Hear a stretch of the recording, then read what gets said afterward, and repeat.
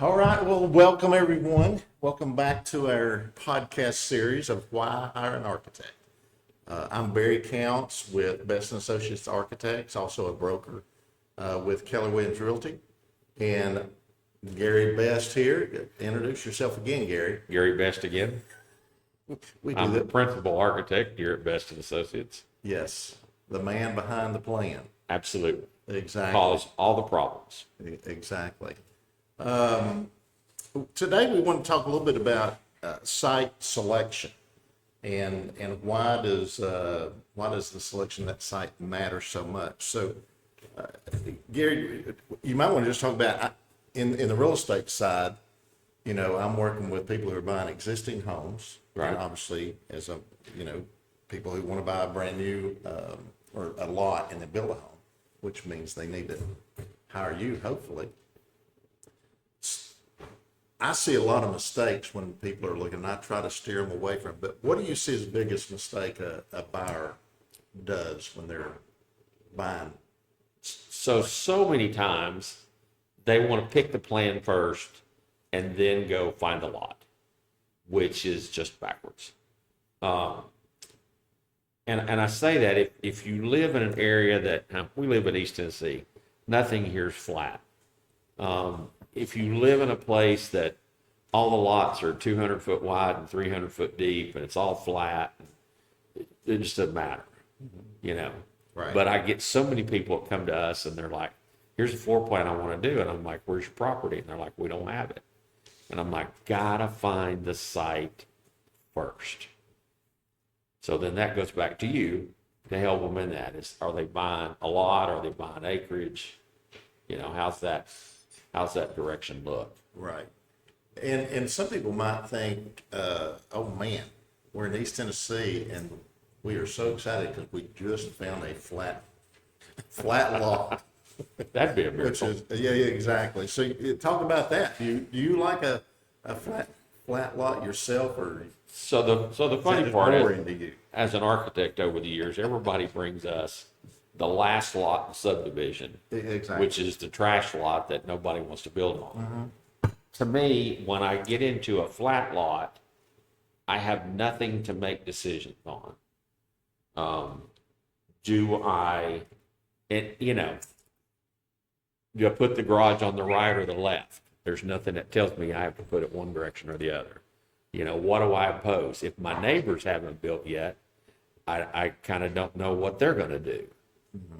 So that flat lot poses a myriad of questions that sometimes are difficult to answer at the front end. So you say, well, I can just do whatever you want. And I said, that's true. Yeah. Just all you have to do then is just knock the topsoil off. That's right. That's right. Start going. Just and so a lot of cases, you got to think. We'll talk a little bit about some development costs. So obviously, a lot of things about lots are cost.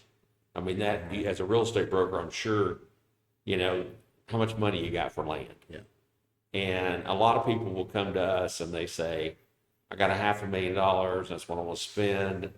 And I go, how much did you spend for your lot? And they go, 150,000. And I'm going, okay, you spend all your money on the land. Now we don't have enough to build the house. Yeah.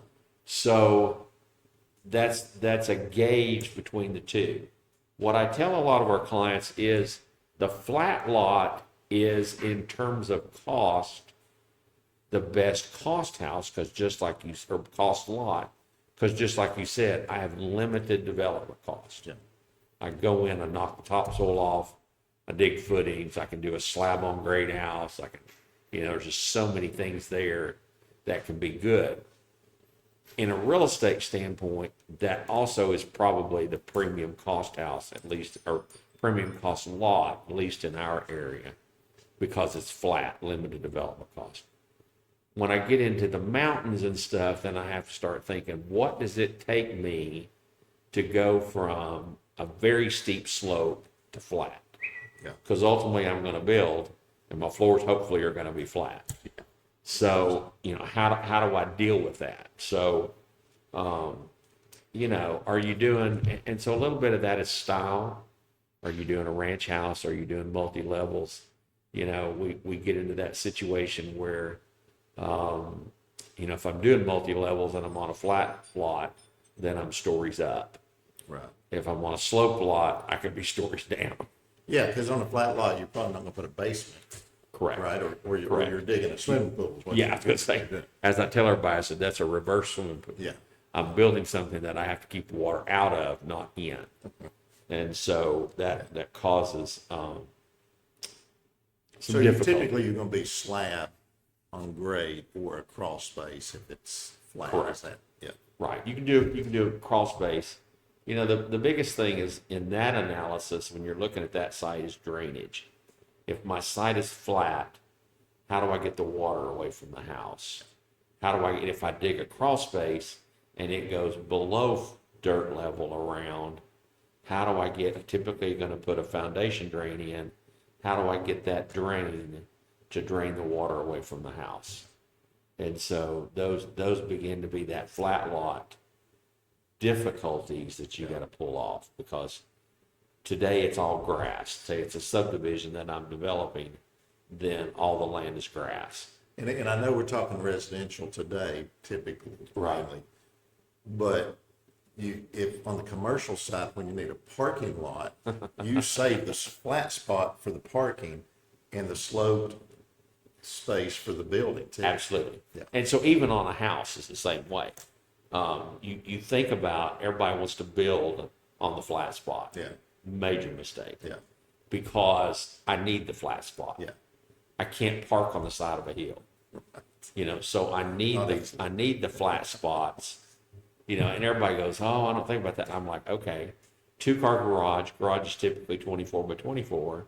I need that space in front of that garage flat. yeah, So I need another 24 by 24 in front of that to be of minimal slope. yeah.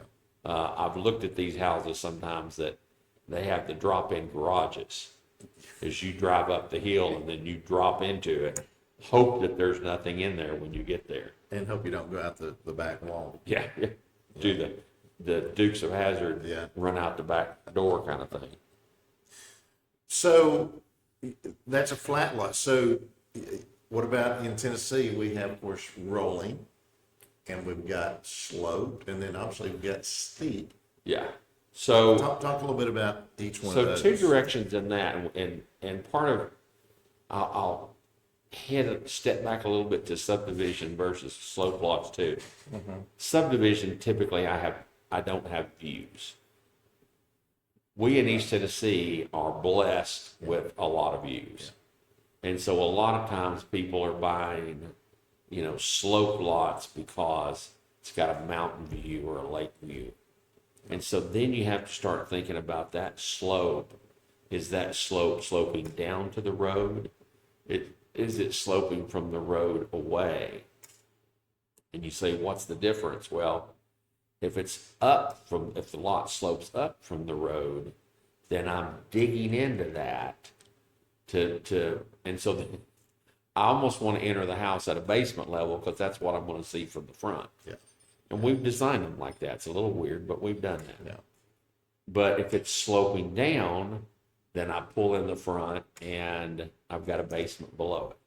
So in those also, you're looking at saying, all right, garage. You've heard me say this.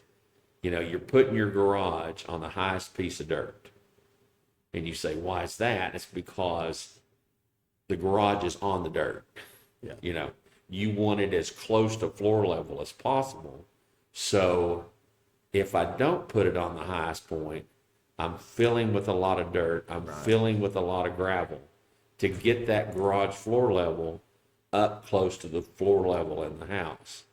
And if I've got a basement, the over dig from a basement causes a pretty good cavity in the garage space that I fill with a few tons of gravel, Yeah. which are not cheap. And so I think one of the things that you're thinking about, all things in the design too, is don't fight the site. If you fight the slope, you will spend money. Yeah. And you will spend a lot of money the more you fight it. I mean, Yeah. everybody talks about things being dirt cheap, dirt's not cheap. You start hauling dirt, dirt's not cheap. Yeah. I was talking to one of my contractors today, and he said, well, we can get a load of topsoil for $850. And I was like, okay, I don't want that. Yeah. Holy cow. So, you want to try to maximize the slope as much as possible. One of the kind of tricks that I've always used looking at properties, if you think about the footprint of your house and the four corners that it has, if you measure elevation difference from the highest point to the lowest point in those four. Now, some of you out there are freaking out because your floor plan is not a rectangle. Doesn't matter. You're just basically looking at that box. What you're determining is if I have a 6 feet fall across those two elevations, the way I look at that is I've got 2/3 of a basement. Yeah. Got me? Because if I did an 8-foot basement, I'm at 6 feet. I'm only 2 feet away. Yeah. So I can lay 2 feet more block and double the square footage of the main floor plan. Yeah. Yeah. And so that's good bang for your buck. Yeah. Absolutely. I've been in some crawl spaces that were 10 and 12 feet tall, and as a little bit of an efficiency nut, that drives me crazy because I look at all that space and I go, man, what a waste. Yeah. When you could take advantage of that. Now, a basement is going to cost, even if you have the slope to take advantage of it, like you just said, the basement's still going to cost more to build than a slab or a crawl so space. Typically, right. I would say. Right. So it's not free. Yeah. Everybody's like, material and labor. Right. Everybody looks at it and go, I'm going to build a 2,000 square foot house. And then we talk to them, they're going, oh, well, then I'm going to do a full basement. Well, okay. It's going to cost what's 2,000 square foot house is going to cost plus the cost of the basement. It's not free. The deal is that if I'm already having to build 2/3 of it, I've already paid for the foundation. I'm already paying for 6 feet of block, no matter what I do. Yeah. If I dig it down 2 more feet and pour a slab, then bang for my buck. Yeah. Because I get that basement now. That basement then becomes future development, storage. Yeah. If you're efficient and willing to plan and stuff, if I'm looking for square footage and everybody screams, you can put bedrooms in the basement. And everybody goes, oh, I don't want my bedroom in the basement. And I'm like, let me show you my basement. If you do it 10 foot tall and you put big windows and stuff in it, you don't know that you're in the basement versus another upper floor. Yeah. And again, if I've already paid for a bulk of that, then what I did to finish it was minimal. Yeah, absolutely. And on that note, and I love a basement. I mean, I'm a big fan of it, especially in East Tennessee where we sometimes have tornadoes. I like going there and hide. But just on that note of it wouldn't be that much more to make it into a basement. Totally get it. Just don't want it to be misrepresented. From a real estate standpoint, the value of square footage in a basement is not the same as the square footage on a main level above Absolutely. ground, right? Absolutely. Yeah. We've done a ton of cabins in Pigeon Forge and Gatlinburg. And a few years ago for one of our clients that we've done a lot of cabins for. We did a couple in Wares Valley that weren't really on a slope. They had a crawl space. Where typically the ones in Gatlinburg we do have at least one basement and sometimes two. Yeah. But anyway, we built these 4 cabins for them and no basement, just crawl space. And they got the appraisals and they went absolutely crazy. Yeah. And they were like, oh my gosh, these 4 cabins have the best appraisal of any cabin that we have in the whole system. And they had 500 cabins in their system. And I'm going, guys, here's the deal. It's because there was no basement. So from a real estate standpoint, Yeah. you're correct. They just don't give you that same value. Right. Right. And so the guys were like, well, we're going to quit building basements. And I'm going, no, Yeah, I mean, it's still livable space. Right. I mean, use it just like you can any other level. Right. And on the bedrooms downstairs in a basement, obviously from a real estate standpoint, to be able to sell it and count it as a bedroom, you have to have a window Sure. for ingress, egress. Right. You don't necessarily have to have a closet anymore because of That's the fine. historic district kind of took that out, but it's typically best to have a closet, but mainly you gotta have ingress, egress. You could use it as a bedroom if you chose to do so, even without it, but you can't advertise it as one without ingress, egress. But everybody's looking for that basement for that extended den space, game rooms. We're doing media rooms a lot now. Now, one of the things in East Tennessee, and like I was saying earlier, when we see that the house is 6 feet and floor level is 6 feet out of the ground, then we take that extra 2 feet and you excavate that out to do what we call daylighting the basement. Okay. And so the basement becomes what we call a walkout, where I can literally walk out onto the dirt or deck or something like that. So then one side of the house or portion of the house is full height from floor level to ceiling. So therefore, much like what you're looking behind us and seeing the windows behind us, you could do such a thing. Yeah, Not saying that's what you'd have to do, right, but this is pretty unique opportunity. yeah. But you could do, Another podcast. that's right. That's next time. But the thing is, it's like if you think about the bedrooms in your house, how many bedrooms are corner bedrooms? In other words, windows with two sides. Yeah. A lot of times you've got windows only on one wall Yeah. anyway. And so you don't know that you're in a basement if there's dirt behind you or Right. not. And so a lot of times that stigma of I don't want bedrooms in the basement.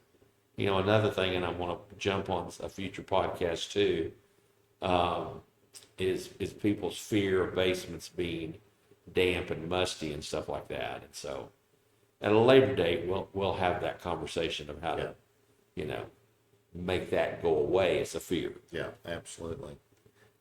You talked earlier about cutting those 2 feet out, and that dirt's got to go somewhere, so you're typically going to fill something else. Correct. When you do that, you can't necessarily just go build right on top of that fill Correct. area, right? Right. You've got to do something. If you're going to build on it, you got to do something.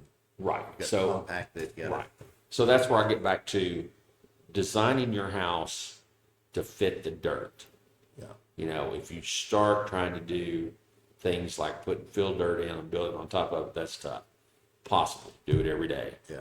But what you would rather do is dig through just solid dirt, set your house on that, and come up from there. So a thing to understand in this whole process is understand that all houses, all buildings settle. You've never put anything there. God put the dirt there. We've not set anything on top of it. When we do, no matter how you design it, she's going to settle. It's like an old dog wallering in his spot. So it's going to settle. And you said, oh, how do we stop that? Even if it settles a quarter of an inch on a foundation, that can make as much as a 2 or 3 inch difference at the roof. Yeah. When you think about the distance in this quarter inch versus that. What your hopes is, and part of what your foundation design is all about, is that the house sets down consistently. Yeah. In other words, one end of the house doesn't settle more than the other. And so in looking at that and thinking about sites, you also want to look at something we hadn't really hit on yet, but rock on the site, dirt versus rock. Rock doesn't settle, dirt does. So building your house half on the rock and half on the dirt, you're destined to know that part of that's going to settle. Yeah. Yeah. You know? Yeah.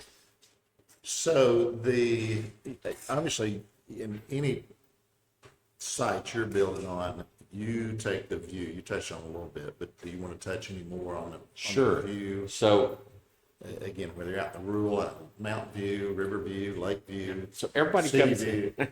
I giggle. Everybody comes in and wants to show us a site plan.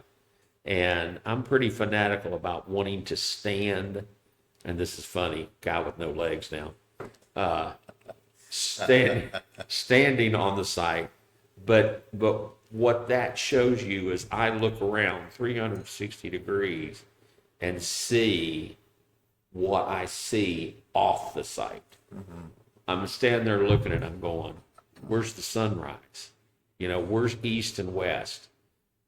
We did a house a few years ago, and it just happened that the lake side was the west facing side of the house. We built a screening porch on the lake side. When the sun set, you couldn't sit on the screening porch. Yeah. So considering all those things, this particular case, we didn't have a choice. But in all those considerations, where's the sun rising, setting, and as much as not something as dramatic as that is where the view is, if you're in a subdivision, where's your neighbor? Yeah. Where's your neighbor? You don't want his garage next to your master bedroom. Is there a transmission tower in your backyard? Exactly. Yeah. Is there, all of those things that talk to you? I tell everybody, not from a hokey standpoint, but I tell people when I go on obviously can't stand on the site anymore, but I can roll on there. Yes. It's the sites talk to me. Yeah. And it talks to me from the standpoint of, If you watch Treehouse Masters, the guy when he does he hug the tree? He hugs. He hugs the tree. Okay. This is it. So I don't- it's kind of like, Yeah, I don't hug the dirt. I'm sorry. Of course, probably if I got out, I would fall down and hug the dirt, whether I wanted to. whether you wanted to or not. Yeah. But anyway, and what it's telling you is what it wants from the design standpoint. And like I said, garage on the highest part of the dirt. Where's the sun coming up? Where's it setting?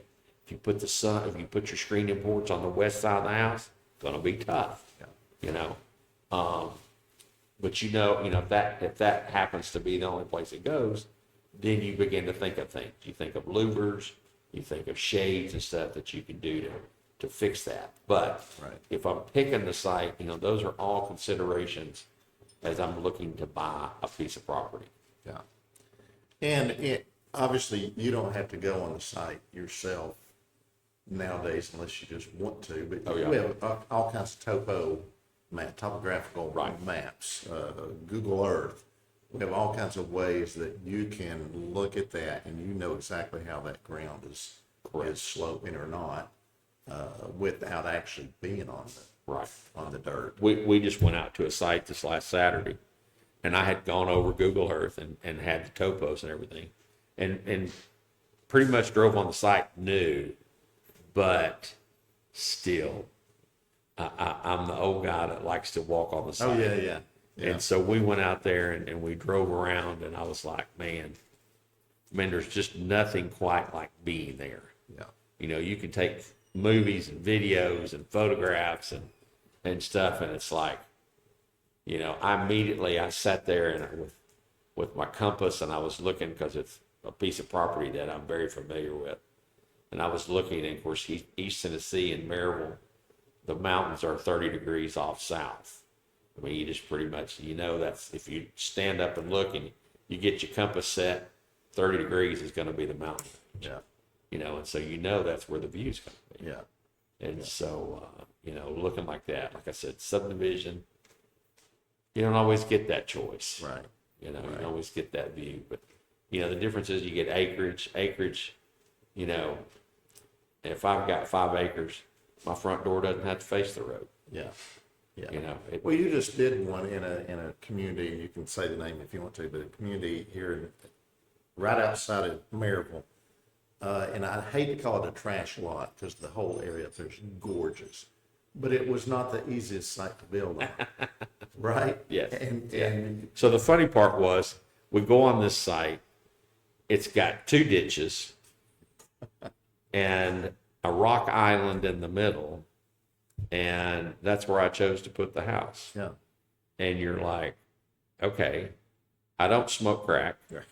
but people would probably look at that and think I might have. But the unique part that I chose with that one was, I then built a carport. I built a bridge from the carport across the first ravine Yeah. to the house. And it made a Which is very really cool. unique feature in that, it just wasn't a normal house. Yeah. But instead of fighting that and saying, hey, let's bring some dozers in and push all the dirt around and make a flat spot, we could have done that. Yeah. But what an opportunity. Yeah. It's You board, know. you embraced it. I mean, you took Yeah. advantage of of that lot in a way that was amazing. We were just out there this weekend and saw that, how cool that was. I think we're getting close on time. There's so many other things we got to talk about, so we're going to put them in a different. Well, so let's talk Segment. one last little bit, kind Yes. of touch on some things. You also got to think about some things, especially subdivisions versus acreage. Subdivisions, I have city restrictions and I have HOA restrictions. Yeah. So HOA, homeowners association. And so I've got building setbacks. I can't build right up to the property line. Yeah. I've got a front setback, and the front property line is not the road. Everybody misses that. They go, well, I measure back from the road. I'm going, the road's not your property line. Property line is typically 12 feet or so back from that. So when you start looking, if you look down the street and see where everybody else's houses are, you kind of know where the front setback is. Yeah. But you can't build up against the property line. You can't, HOA stuff, you've got to look and say, they have restrictions from colors to pitches of roof Square to footage. square footage and details. Yeah. We played in a development community here, and they've come back and fussed at window trim. Yeah. And rake boards and stuff like that on there because they want a French country or Yeah. kind of style. And so, you also got to know that you've got hurdles there. You can have landscape hurdles, again, a part of that HOA, where you have a certain amount of trees and your heat and air unit can't be sitting out there without being screened. Yeah. A lot of stuff like that. So, there's a lot of factors into buying a lot. It's shape, it's location, Yeah. it's slope, funky shapes. You get a triangular shaped lot, and it's, the old adage, putting a round peg in a square hole. Yeah. That triangular shape, while maybe acreage, usable space, begins difficult. Are you having to do a septic tank and fill line? Yeah. So then that gets percolability of space. And so a site can get small really quick when you start imposing all those pieces on it. Yeah. So this is where you come to me, or you go to an architect and you say, okay, look, this is the lot. Let's impose all those things on it. Tell me what I got left. Yeah. Then I began to work through the floor plan to fit within those confines. Yeah. Yeah. And again, and I think we mentioned this in the last one. You don't just create a floor plan and then go throw it on any other lot. Absolutely. I mean, you always, every meeting I'm in, you always want the survey, the site plan. You always want that to start with. Right. So going back to the beginning, Back to the beginning. you start with a site. Yeah. You find your piece of property, and then we design your Yeah. house. So that's your first critical Absolutely. decision. Anything else you want to wrap up before we close this one? I think that's as good as dirt. Good. I mean, look at you go. I like it. Well, that wraps up today's podcast. We appreciate your all's time, and we have many more in the works, and we'll look forward to seeing you there. Thanks a lot. Thank you. I appreciate it. Thank you. Appreciate you.